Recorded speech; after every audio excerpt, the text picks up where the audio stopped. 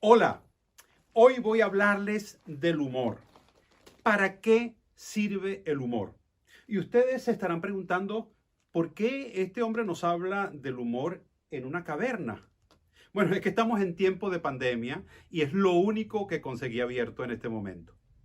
Bueno, no, la verdad es que quiero con esta conferencia hacerle un homenaje al gran filósofo griego Platón. Platón decía que el conocimiento humano era como el mito de la caverna. Imagínate unos hombres que están prisioneros en la caverna y solo contemplan sombras de la realidad.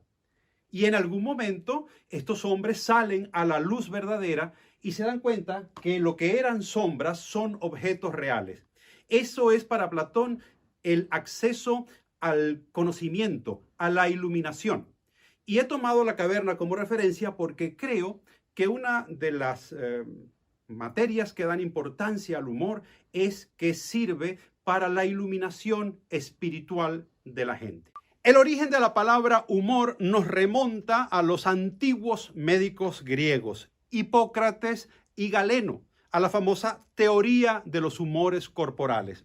Estos médicos decían que la salud del ser humano se basaba en el equilibrio de 4 humores líquidos o fluidos: la sangre, la flema, la bilis amarilla y la bilis negra. La sangre es un humor caliente y húmedo que daba origen al carácter sanguíneo.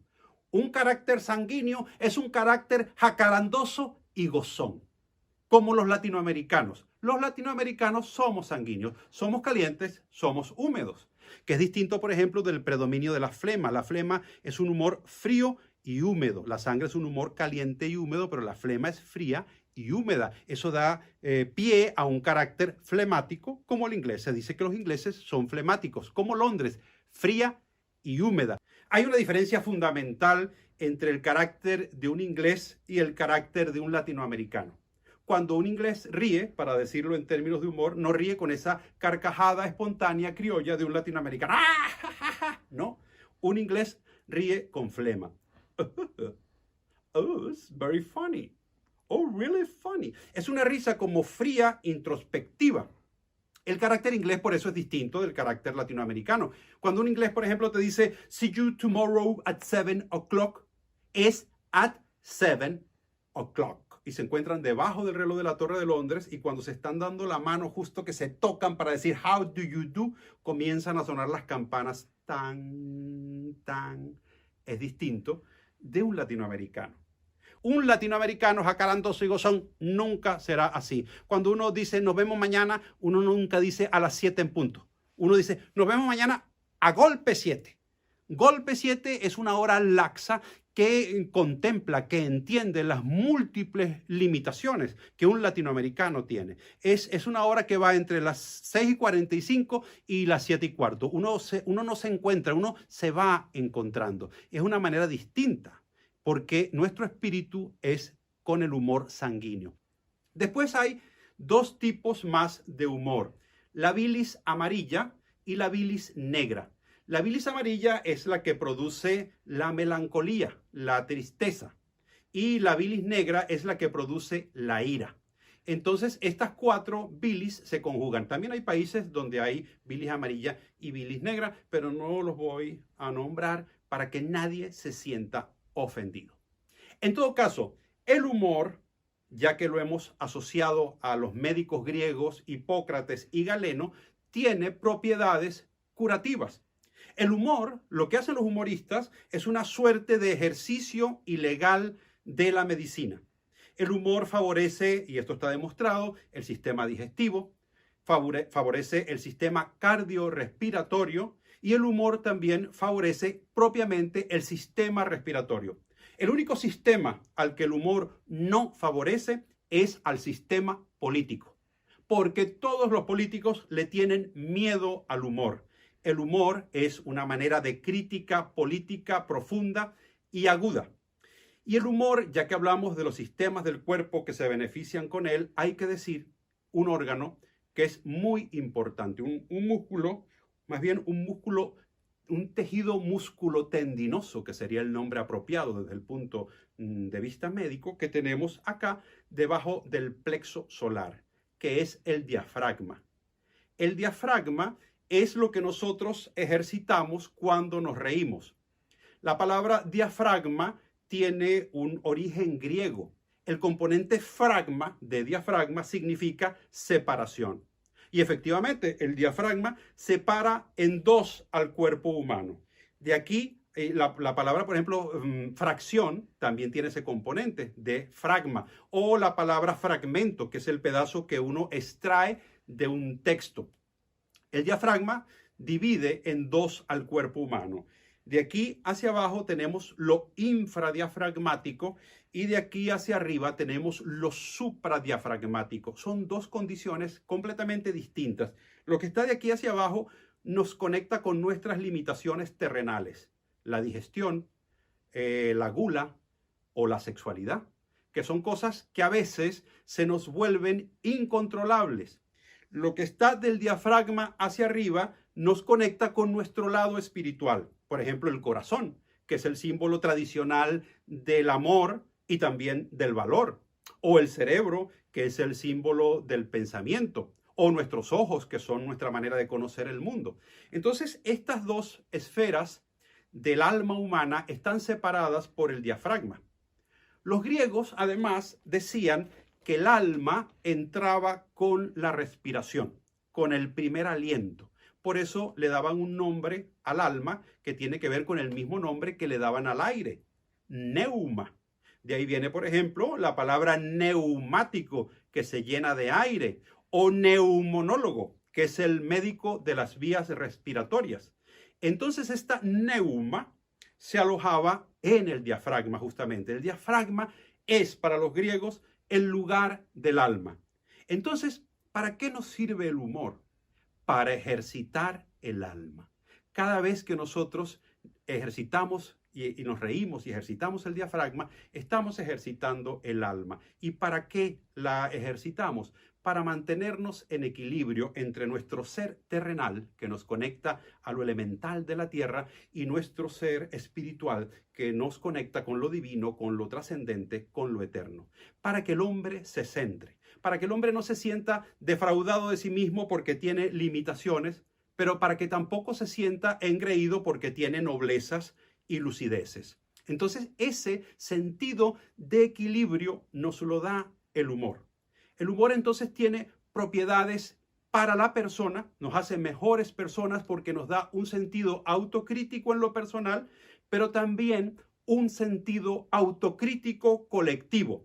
Y es de allí de donde nace el humor político. ¿Qué procura, en definitiva, el humor político? Una sociedad justa, una sociedad libre, una sociedad no opresiva. Por eso, el humor político siempre está en contra de las dictaduras, de las arbitrariedades o incluso de la ausencia de democracia. El humor, en definitiva, como decía el gran humorista venezolano Aquiles Nazoa, es una manera de pensar sin que el que piense se dé cuenta de que está pensando. Esa es mi definición predilecta de humor. Es decir, que el humor es una forma de pensamiento de contrabando. En la medida en que uno ríe, se piensa a sí mismo, y en la medida en que uno se piensa a sí mismo, objetivamente, mejora como ser humano y mejora como colectividad. El humor y el amor son palabras que tienen sonidos similares y, en mi opinión, una conexión espiritual profunda. No se puede hacer humor sino desde el amor. Y no se puede amar verdaderamente si no hay en el amor un toque de humor. El ser humano es Homo sapiens, volviendo a la idea de Platón de la caverna. Pero además de Homo sapiens, el ser humano es Homo ridens. Es decir, probablemente nosotros somos ridens porque somos sapiens y somos sapiens porque somos ridens.